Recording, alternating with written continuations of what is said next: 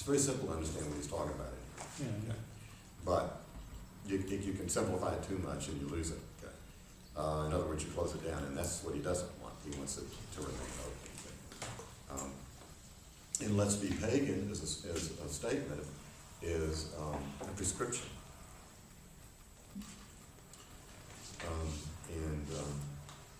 That leaves things open. Okay? So it's an invitation to heterogeny, or? Yes, hetero everything, yes. Okay, multiplicity. But it's not enough to say multiplicity, because often a multiplicity is seen as a many of the whole, okay, of one. Okay. So you have this pie here, you can cut it into 5 or 6 or whatever. Okay. But that's the sum. Those cuts are the sum of the one. Okay. So that's not the many that's being talked about. And Lyotard obviously is not the only one. You find this used a lot in Deleuze's thinking in Rhetoric as well, and many other people. But it's a radical multiplicity, which means it then includes what has been excluded by the law of the excluded middle, or the third. Okay. The easiest and perhaps best historical example is Aristotle says there is one sex. You've heard this before. And the female is just a mutilated male. Okay. And that's that. And anything else after that is a monster. Okay. And the French word demonstre, which is demonstration, which is linked up with science and proving things, means when you demonstrate something, you demonstrate, you purify it. Okay. Okay. And we'll talk about it in the opening of this book, which has all kinds of allusions to, which if you catch them, can help you get into the book and get the spirit of the book.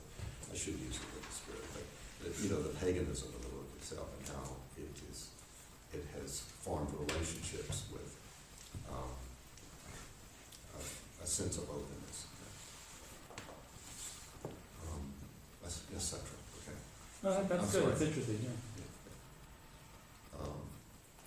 We will cycle back through these vocabularies time and time again. Okay, so we've gone through this list. There are just a few things I want to say. I've already said them in the emails, but maybe you didn't all get them. This is your seminar, okay, and I'm here to tell you what I know and try to point you in a certain direction, and then disappoint you. As soon as you think you understand something, my job is to tell you, well, yes, but no. At least to complicate it. And I do it to myself all the time. Okay. I'm not the person who's supposed to be doing all the talking here. Okay. And that's seldom the case, though I can do that if that's what you want. I can be daddy, okay. And become really perverse. Okay. But you can jump in at any time. All that I ask, if I'm in the middle of a thought, please let me finish it, because if not, I'll lose it. And then 2 days later, I'll say, it'll come back to me, and I'll stop you, wherever you are. Send you an email and let you know. So as to avoid that. Okay, so please, this is where we should be able to discuss these texts. My presumption is that you've read them, but, I'm not a fool. I understand that many of you have not had time or probably didn't even know about them or whatever. But I hope that someday you will read them and study them. And there's reading and then there's studying something where you really go over and over and over so many things. I would like to explain to you why I chose these 3 books, okay, and why I took them out of chronological order. Why this first, okay. Because it's talking about libidinal economy, obviously, and it was already published. Okay? And then we do libidinal economy after this. Okay? And then a different. Someone may say in the seminar here that, well, why are we really reading libidinal economy? Because it's a book that Lyotard finally denounces. Is his devil book or devilish book. I never pay much attention to someone denouncing a work. Okay, He does say many things. Everyone has got to write, an evil book. Okay? Evil, not in the sense that we believe it's evil, but that others, okay, in a field think that it's an evil book. Okay? The libidinal economy is often just displaced in many different ways. One being, he's just doing what Deleuze and Guattari did in Anti-Oedipus, the first volume. No, that's not the case. Because about the same time, I think I sent this out to you. Obviously, it's not a full list of publications.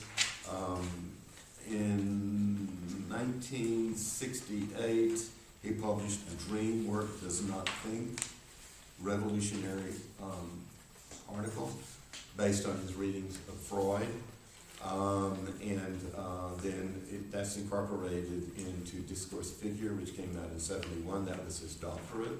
Okay, he had already written Phenomenology in 1954, which is like, you have to do 2 books basically. Okay?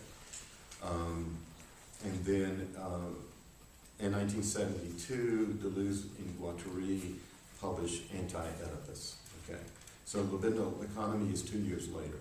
They were all working on the notion of libidinal economies. They were all doing it, okay? Guattari meets Deleuze in 1969. Okay.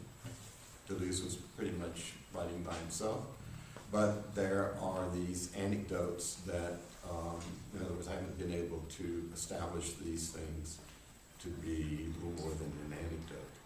There are anecdotes that Lyotard and Deleuze were very good friends. Okay. That they taught a seminar or 2 together. Okay. One person says that Deleuze was present at the dissertation defense for a Discourse Figure. Okay. And a lot of people here knew Lyotard fairly well. I found one person, Yves Alain Bois, okay, he's at Princeton right now. Has been teaching here for a long time. He was present at the dissertation defense, and he had a big smile. I was so happy to find somebody here who was actually there. And he said that Deleuze was not there, and they would not allow him to be there, not because he was Deleuze, but because of a certain pedigree or a certain title or something like that. And I fully understood that because I taught in France for a year at the University of Nantes, and even though that was in the provinces, it was strange to me. I mean, their customs were just, academic customs were very strange in comparison to ones that I sort of grew up with or in. And it's very interesting, if you recall, that about a third of the way through Anti-Oedipus, Deleuze and Guattari refer to Discourse Figure, very specifically, about that much of the text, okay? And so they want to distance themselves, define themselves as being different from, okay? Which is what we do, what academics do. And that doesn't mean you're throwing that other person away, you're just different. And the big difference between Deleuze and Guattari on the one hand and Lyotard on the other is the level of negation that will be accepted. Okay. What Deleuze and Guattari are attempting in Anti-Oedipus is obviously to get rid of negation altogether. In Hegelian terms, to turn everything into absolute negation, which is negation of negation. Therefore, nothing is under negation. Okay. I mean, that's what they would strive for, okay, in that work, and you can see it in 1,000 Plateaus. But I want to get back to 1,000 Plateaus in a minute. But on the other hand, see, Lyotard could not find a way to dismiss negation completely. He did not believe that it could be done. Okay. Then it would always come back. Okay. No matter how wild and crazy you might become in your writing and in your thinking, no matter how fast you could dance in your writing and make people dance with your words and so on, there was a point in time when he would come rushing back in again. Okay. And at the very end of 1,000 Plateaus, they say the same thing. After they write the 2 volumes, that you can't maintain it.